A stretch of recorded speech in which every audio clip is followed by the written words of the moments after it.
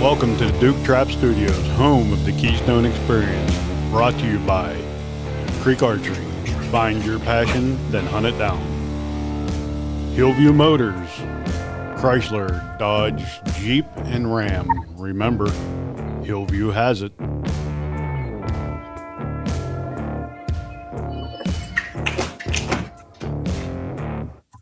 What's going on, everybody? Hey, we got two special guests with us this evening. We got Representative Mandy Steele and Representative Daniel Sneath. Sneath. I'm not a representative. I'm a legislative director for Hunter Nation here in Pennsylvania. Oh, okay. There we go. See, I got to screw something up at the beginning of this so it'll go smooth the rest of the way through. So, and Representative Steele is responsible, her and some other representatives are responsible for getting the ban lifted on the Sunday hunting, but we'll go back and figure out how you wanted to get involved in hunting since you didn't start as a hunter. Yeah, that's right. So do you want me to, well, first of all, thank you so much for having me on your podcast. I'm so glad to be here. I appreciate you coming on. With me. Yeah. Do you want me to tell you a little bit about my story? Yes, ma'am. Okay. All right. Well, I didn't grow up in a hunting family, and my husband doesn't hunt, but I have four young kids, and I spend a lot of time outside. I really love the outdoors a lot, and so we're always outside, fooling around, camping or hiking or fishing or doing something. And when my kids started to get a little bit older, they're 8, 10, 12, and 14 now, I started to kind of understand the incredible value that is in raising a kid around the hunting traditions that we have here in this country. And that is for so many reasons. I mean, as someone who cares a lot about land and wild places, I came to realize that hunters were responsible for some of the largest land acquisitions that we've ever seen in this country, that their hunting dollars go to protecting land and its natural habitat and protecting the wild animals that live there in those places. And that is really personally important to me. But then when I started to kind of dip my toes into this a little bit, and I saw the effect that it had, especially on my oldest son, where he was out now in the woods in a different way. He was sitting quietly and watching the animals and watching how the weather changed the dynamics of the woods, and picking up on paths, animal pathways, and really how he just became like alive and awake in this way that felt almost very ancient. It was like a part of his brain had been activated. And I was feeling that same thing. And it was just this like incredibly powerful experience that we had. And I saw that it has just become this really like grounding force in my kids' lives and in my life. And I have been so lucky to be welcomed into this community by people like my good friend Dan Sneath, who is on this podcast with us tonight, and have made some good friends like Ed Sadler, who has taken me out hunting, and I'm a pretty good shot. And I I cooked a beautiful pheasant stew for Christmas dinner with my kids, and it's just been a heck of an experience. I can't tell you how enriching it has been to us as a family. So you just started hunting not long ago. So yeah, not long, in my 40s. Yeah. Now your children are all taking part in the hunting. They went through the hunter safety course, and yeah. So my youngest is not yet on board, but she always listens when we're talking about it. Everybody fights over the PA game news, and the kids are on board. They really love it, and they can't wait for squirrel season. We haven't been out for squirrels yet, but I think that's going to be really good for us. So we're looking forward to that this September. Well, I have a running joke with a lot of the game wardens that I'm buddies with, and I keep saying, when are we going to get a 365-day squirrel season? because as a bow hunter, squirrels and chipmunks are the most annoying critters you're going to find in the woods. When you're trying to sit there and watch for a deer and you get a bunch of squirrels running around and you think 160-inch whitetail's walking up behind you, turn around and it's just a little gray squirrel. You get, it's just a running joke with all them guys. I said, I'm going to keep pushing and pushing until we get a 365-day squirrel season in Pennsylvania. So maybe that'll be the next cause that Dan and I fight for. So Dan, how you've been around hunting just as long as I have, pretty much. My whole life. Grew up on a farm. My dad was actually with the Game Commission for 40 years. I'm retired from the state police. But I grew up with that connection to the outdoors. We're a small farm family here, rural Pennsylvania, down in Huntington County. Lived in rural Pennsylvania my whole life. And I've been hunting since I was 12. Because back then we didn't have the mentor youth program started when we were able to get our hunting license. You remember, right? And that's 46 years ago now. I've hunted every season since I was able to. So I was just down your way not too long. Well, actually, the last day of rattlesnake season, I was down there climbing around on those mountains up there trying to find, the only one I haven't got yet was a legal size yellow male to keep. I got a black timber rattler probably 10 years ago that was 51 inches, and I got him mounted, and now I'm trying to find a yellow. But those yellows that big are hard to come by. So yeah, it's funny here in Huntington County too. I just left the county fair and I was walking out. Like I said, I'm retired from the state police, and the county sheriff was coming, old friend, and he's with Representative John Joyce. So I got a chance to meet Representative Joyce tonight. Of course, he wanted to talk hunting too. So, so it's great. So how did you come about to push for this ban that was on Sunday hunting? How did this come about? Yeah, well, so, as I started to get my family into this, it became clear that we had a real big problem in Pennsylvania, which is that you couldn't hunt on Sundays. And so for a big, busy family like mine, that's a major problem. That's a major hurdle. And it's a hurdle for working people. And so then I started to try to figure out what could be done. But there's a lot of history here. People have been fighting to get this ban lifted for 50 years. So there were a lot of people working in this space. And Pennsylvania has when we started working on this, just 2 blue laws remaining. These blue laws are over 300 years old. You couldn't buy a car on Sunday. You still can't do that. And you also couldn't hunt on Sunday. So that, again, seeing what a barrier that was to my own family, and figuring there've got to be thousands and thousands of people like me across this state, I began to realize that we needed to reconsider the way that this was structured. And so because there were all these advocates in this space, I had an incredible resource pool. And Dan Sneath, who was with Hunter Nation, was one of those people. And so many of these people, especially Dan Sneath, Dan and I have become very good friends through this work, but they became real guides to me in helping me understand what had been done so far in the legislature, what the landscape was. There were a couple of senators who had been working on this issue for a long time. Originally, Senator Jim Brewster had this legislation to get the ban lifted on Sunday hunting, and currently Senator Dan Laughlin had the legislation. And both had done great work and welcomed me into the fight, all of us together.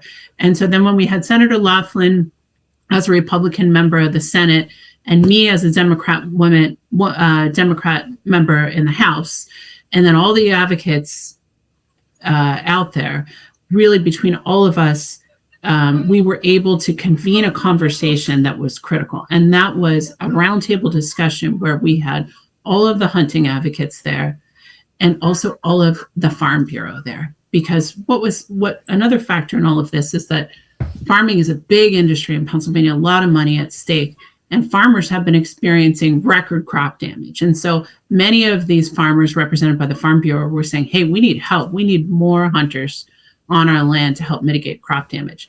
So once that conversation was convened with everyone at the table, listen, this moved fast. And our governor, we're very fortunate because our governor, even though he is not a hunter, he's real tuned into things like this. He gets, my experience with him has been that he really gets kind of what matters to people, even when it's not something he has direct experience with. He's good at sitting and listening and kind of quickly grasping a situation. So once we moved my legislation through the House, and we got it over to the Senate, and then we got it to the governor's desk. The governor signed it into law in record time. So it's been a 50-year fight. But when I came into it, I was just lucky to be in the right place at the right time with all the right players, and we were just able to pull it all together and make it finally happen. And Dan, the Hunter Nation, I'm sure you guys, helped a lot in this, along with other organizations.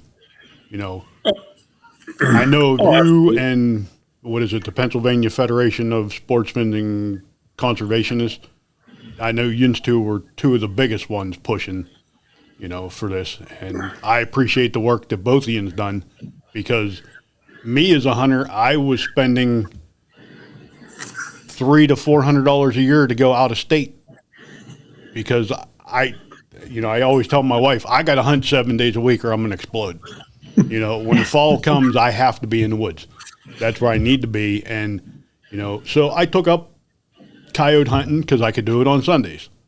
Well, that just become an obsession. So it's whitetails, coyotes, and out of state. So, now my wife's happy. We got the Sundays. I'll be staying home. I won't be going to Ohio, West Virginia, and all that other stuff. So you guys kind of saved me some money by doing this.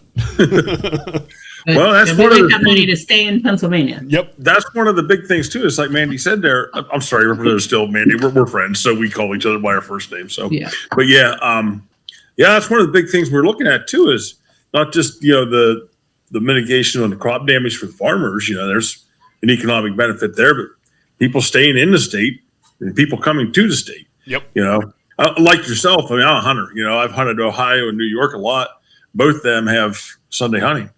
And it's not an issue, Yeah. I hear some of the stuff about the farms, and some of our communities, like our Mennonite community or Amish community. Well, they don't want people hunting their farms on Sunday. Well, I can tell you right now, I hunt in New York, goose hunt up there, and the people I hunt with, it's big Mennonite area. Yeah. They lease some of those Mennonite farms.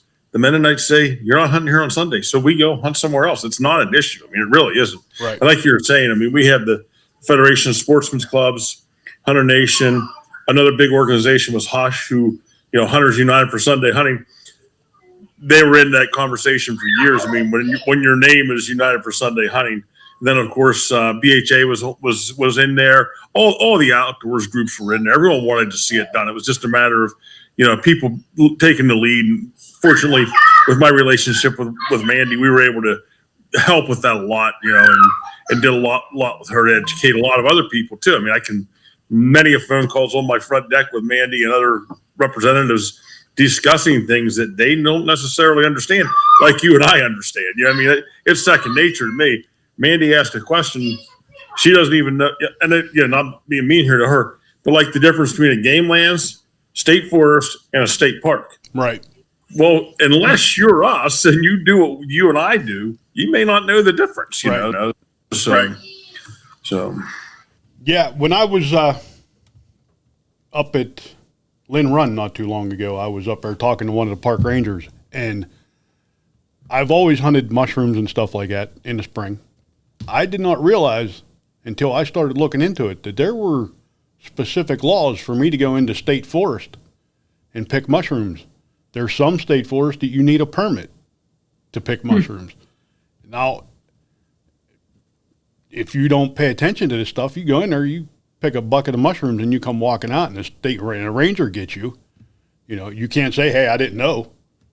So I learned a lot just talking to that ranger, because he was telling me all the different permits and stuff that I needed to have to do that. So, it's kind of good to get out there and run into these guys and make yourself available to people like you and sit down and have these conversations, get you guys to come on this, because I guarantee you most of my listeners are not the people that would ever stop and talk to a political figure. They're, They're just not Yeah, going to do well, I hope that people, I hope that I like to do these podcasts because I want people to understand that we legislators, like I'm not a natural politician. I'm just a mom. We've got 4 kids. We have a little small farm, and I'm just trying to do what's right. And so I got involved in this. And we need people to educate us on things. We do not know everything, and so we need good advocates. If you know something like that you feel a legislator needs to know, you should call us and email us because we want to know. We want to do the best we possibly can, and this is a team effort as far as I see it. And I really rely on the people that I represent, my constituents, to share information with me, and the allies and friendships that I've made across the state in this area and all kinds of different areas. So I just want people to realize that we're not enigmas. We're just, the neighbor down the street. Right. So once all that got pushed through, then it was like a mad rush for the game commission to now I'm probably going to go somewhere that they gave us 10 days, and I've looked at Facebook since that happened, and I have seen some of the I don't know how to say it, some of the most rude comments that I've ever seen about this whole deal. Well, why didn't they give us late season? Why didn't they give us? I said, I took 2 hours out of work to watch that whole meeting that day so that I could understand why we were getting what we got. And once you sat down and you listened to it, it was the deer numbers and the science behind all that. It perfectly makes sense. Waterfowl is not included in that because it's not run by the state. Basically, it's run by the federal, and they give you a certain allotment of days. And people still can't figure this out. I got people calling me all the time asking me, well, why didn't they give us turkey season? That's next year. That's not this spring. You got to wait. There's more meetings. Something might happen. So, I try to explain it the best I can, but that's why I wanted to have you guys on, and you guys can explain how it got to where it is and what we're looking at to go forward. So yeah, well, I'll just say quickly, and then I'll pass it to Dan.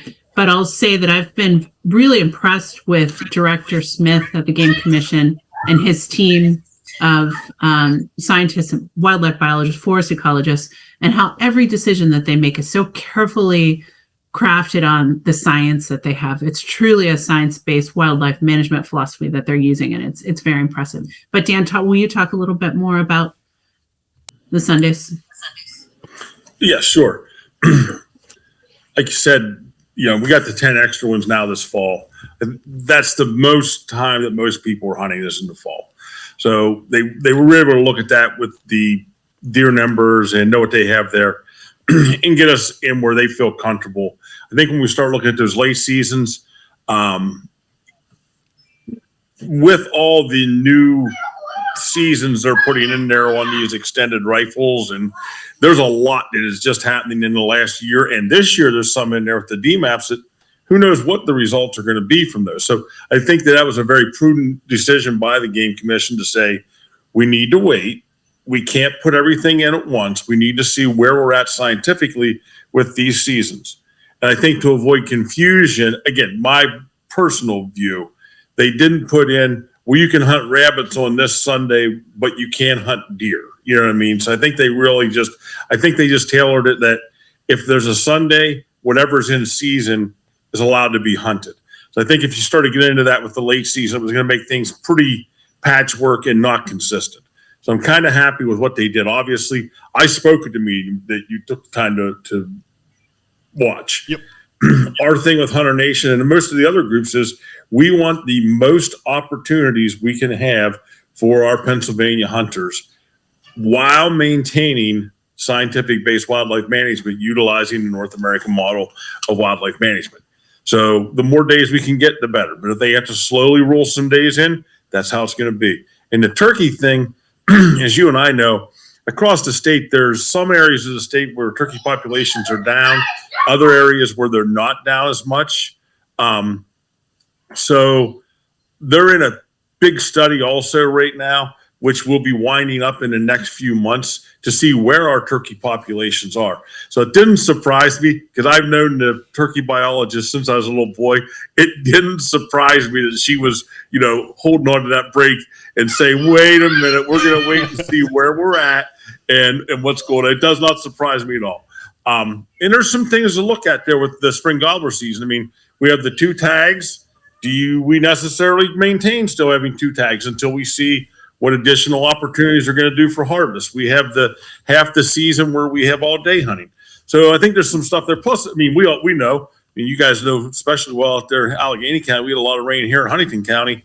There's a lot of concern over the poults, you know what I mean? And what our poult recruitment is for this year. So I think that was a very prudent decision by them. I'd love it. I mean, I want to be out spring gobbler hunting on a Sunday as much as anybody else does, but I also know that we have to go by that science. And that's the most important thing is the science-based management.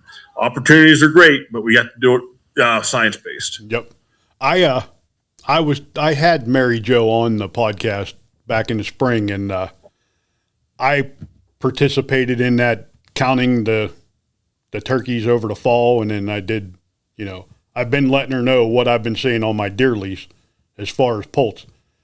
And like you said, we've had a ton of rain. I'm here in Westmoreland County, and I haven't mowed my deer lease at all this year. My fields are 6 foot tall right now. My food plots are 3 to 4 foot tall, and I'm not mowing them just because of the fact that I haven't seen poults, and my coyote population is getting a little out of hand because I can't get my neighbors who have their farms beside me to get on board with, taking enough coyotes, and they won't give me permission to take them off of their property. So I got to try to do it all on 200 acres, and it's not working. The coyotes are killing my chickens like crazy this year. I'm glad because when we were younger, we didn't have coyotes to go after. I'm glad we have them now. And I feel just the same with the marten, that they want to reintroduce it, let the population get to where we can control it by trapping, hunting, whatever we have to do. The coyotes have gotten out of hand. Yeah. And we're losing. We don't have. They are cool though. Nothing. Oh, they are. Nothing cooler than hearing them at night when I'm putting my kids down and we all run to the window and listen to them. It's so neat. Yep. I love it. But we're losing trappers. I've been trapping since I was 12 years old. That is one of the biggest reasons I started this podcast, is to get more children involved in trapping. I do an event called Chico Outdoors. Bill Duke is one of my sponsors. He sends me traps. I give traps away to the kids. I tell the parents, if they want to go spend a day with me, I will gladly skip a day on my trap line and go show them how to run one, or I'll take them on my line and let them take care of my line. I just want to see more kids out there because this is a lost art. Hey, did you ever see that movie I think it's called Happy People? Did you ever hear about that? It's really neat. It's a documentary kind of, but it's about these fur trappers that are in this remote village in Siberia, and how they trap, that's their way of, that's their economy and everything. They're still living that traditional lifestyle. It's a neat movie. What is it called? I think it's called Happy People. Happy People. Here it is. Happy People, a Year in the Taiga, or however you say that, TIAGA. Yeah, the taiga. Happy People. I'm writing this down because I'm going to go look for it when we're done. Yeah, let me know what you think. Yeah, so getting these Sundays is a big milestone. Now, I'm sure you have all heard about the Saturday opener. And yes, heard a lot about it. I am all for the Saturday opener. I have been, and it stems back to my children, got to do the mentor program. My daughter played travel softball. My son played football, so Saturdays they didn't get to go hunting.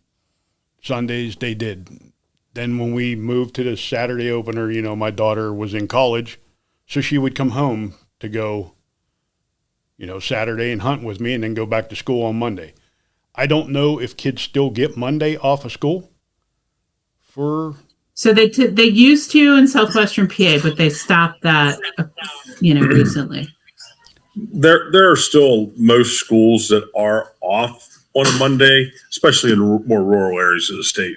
The problem is when you start adding up people at those schools, you can say, okay, 75% of the schools are still off, but then you look at it and you say, okay, 75%, but that 25% that was off, what percentage of actual kids is that? Not numbers of schools. So there's a big disparity there with the kids being off. Plus the other thing too, honestly, even if they're off Monday, now they can hunt Saturday, Sunday, and they're off school Monday. They got 3 days rather than 1 day. Yep. So it's still a win-win. Again, like I said, we're all about the opportunities for people at Hunter Nation, and that's what most of the other groups are about, is opportunities, as long as it's science-based.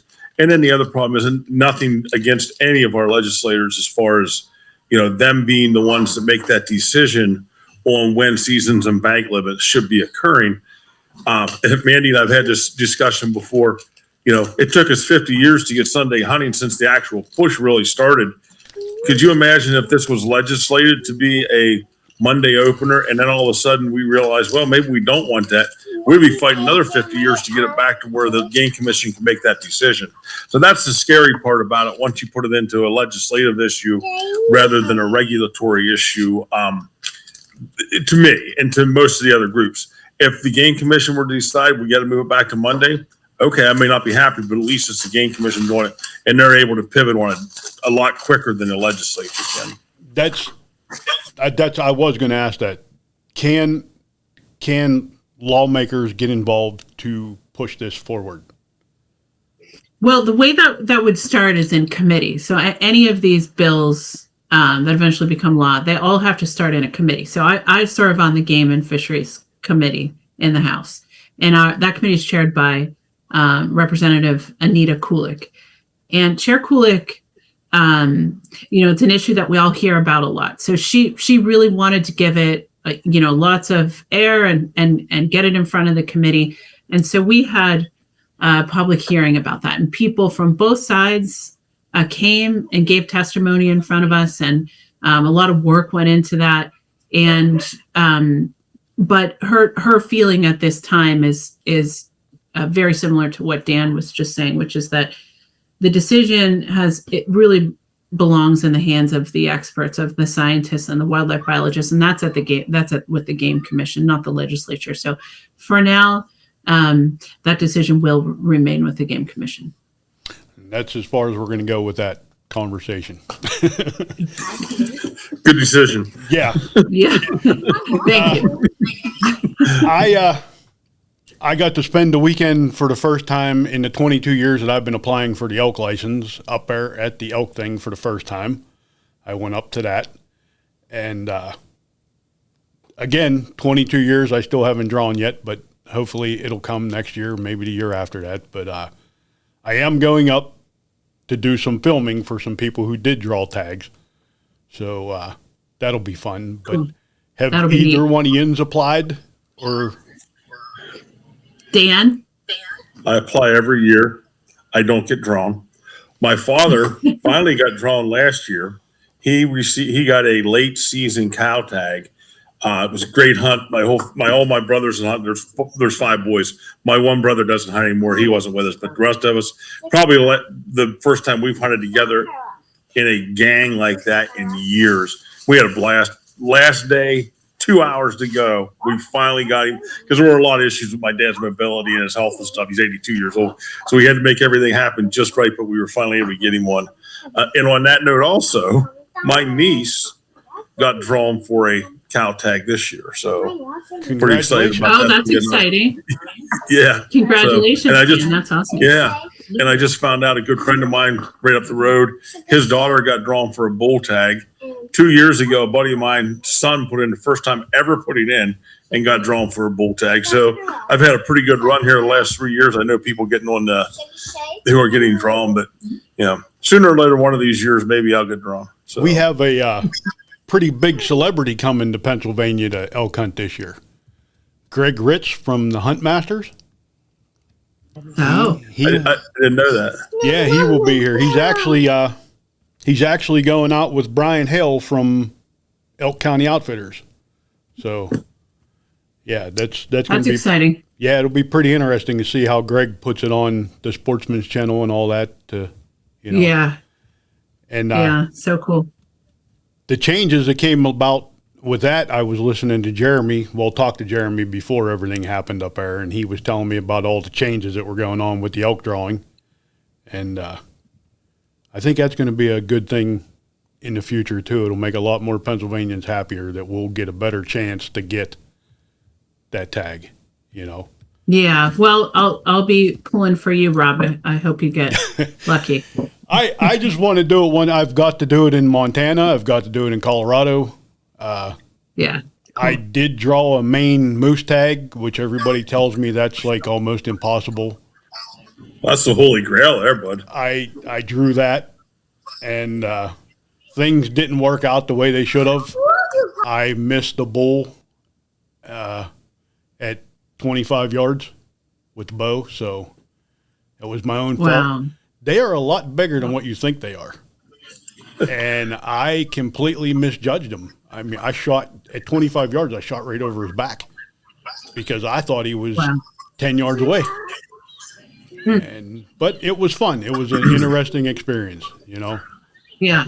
So yeah, the first time I saw them, I was like shocked and really frightened at how huge they are. They're like it's almost like a moose. Yeah. And I'll never forget that experience. Just kind of like the first time I saw them, I was with one of my kids, and they were just off in this like really dark little shaded stand of trees, and they were just standing there and making those calls, and it just gives you chills. It's so neat. Yep. Yeah, but for me, I'm not in any kind of drawing like that. I'm still a small game lady, so maybe someday I'll get there, but I'm not there quite yet. You're not going to try to whitetail hunt this year? No, I really want to get my skills. I want to get really good before I'm there, and so I'm sticking with small game for this year, but I think next year that's the plan for whitetail. That'll be. I mean, if you guys want a place to go, let me know. I know a ton of public land that we can go hunt squirrels, and if you ever want to try duck hunting, coyote hunting, let me know. I'm more than willing to take anybody out just to pass it on and train people. Let people learn what it's all about. I can't believe how many great people are in this community. It's really neat. I mean, I can't tell you how many people say to me, "Hey, do you need someone to take you out, you and your kids and husband?" And it's just we've just been so welcome. I've really never experienced anything like this. It's so cool. I'm so pumped about this whole culture and everything that it represents, and I love it. And I think I'm a good advocate too, because I'm not a likely advocate. I'm a Democrat woman from Pittsburgh. Who's really, I'm an environmentalist at my core, but that gives me credibility with people who we need to get on board, who I can connect with in a different way, and just kind of normalize hunting and talk about how safe it is and how I'm comfortable with my kids, doing this, because it really is incredibly safe. And that's something that people who are on the outside, they don't understand. They think this is, they think hunters are a danger to them. They're just not. The data is just not there. A hunter is not going to get you. You might get killed riding your horse, but it's not going to be from a hunter accidentally shooting you. So I feel like I feel so grateful for being welcomed in, and I feel like I can give back by being a useful ally to the hunting community. Dan, what actually does the Hunter Nation do? I guess we need to touch on that. Yeah, we're an advocacy group, the national level, and here at the state level in Pennsylvania. National level is the wolf declassifications. They'd like to get a lot of that moving. Again, for management purposes, nothing wrong with reintroducing wolves or other predators, but getting it in the state's hand to manage. That's one of the big pushes for Hunter Nation at that level. In the state, we're trying to get more state chapters up and running. Pennsylvania, Wisconsin, we're probably the biggest two there are. And most of it is advocacy work, getting down to Harrisburg, meeting people. Some groups like the Federation, they're more about sportsmen's clubs. Not that they don't advocate in the Capitol, because they do. They have a full-time lobbyist there. But that's really our thing, is getting that advocacy in the state houses or in Washington, D.C. to say exactly what Mandy was just talking about. We're hunters. We're not bad guys. We're not the boogeyman. That was one of the biggest things, and Mandy can back me up on this, I'm sure. One of the biggest concerns that we had was from groups such as the hikers, bikers, bird watchers, and horseback rider people. Oh, Sundays now, granted, they do their events during the week also. So, Monday, Friday, they're not afraid of hunters, but on Sundays they are. But hunting is you guys know, it's a safe sport. One of the things we presented whenever we had the hearing last year in front of the Game and Fisheries Committee, one of the things I made sure I did was I collected the Game Commission data on hunting related shootings, and I submitted it to the committee. When we got to that point of the hearing, it was funny. I was actually sitting back watching one of the other guys from Hunter Nation testify about that. And everybody that was in that hearing room picked that paper up and was looking at it to follow those statistics. I remember it distinctly. That was one of the things. So we're really about the same thing, retention, recruitment, retention, and reactivation of people. So that's one of the things we're hoping the Sunday hunting gets us is, somewhat that get people back in this or get people introduced to it. It's expensive.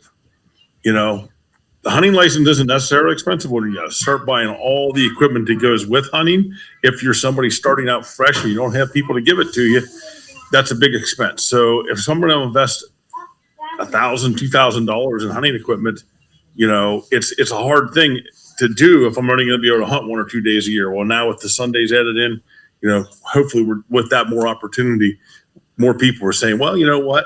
It's not so bad now to spend that little bit of extra money to go out hunting and enjoy the outdoors. So, right. Now, people can join the Hunter Nation too, right? Oh, absolutely. If you go to our website, it's hunternation.org. That's hunternation.org. And just follow the links for joining. And there's all kinds of incentives to join. You put you in for dream hunts, and there's a truck they're giving away in December. And there's all kinds of levels. I mean, you can start like $25 and go up to $500. $25 for most people, that's fine. It's a year membership, pretty basic. You're in the drawing, and you get the newsletter they send out. They email out every couple months, every quarter or so. They send out that email unless something's going on, and they send it out. So we had a lot going on here in Pennsylvania, so it was seemed like I was getting emails constantly for the last couple of weeks saying Pennsylvania is really moving forward. Yeah.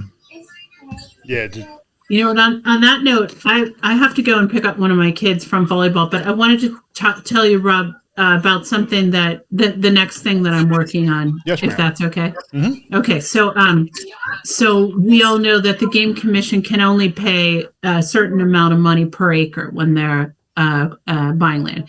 And so what that's meant is that all of the state game lands are concentrated in the northern tier. And we've got very little access down here in Southwest and Southeast Pennsylvania.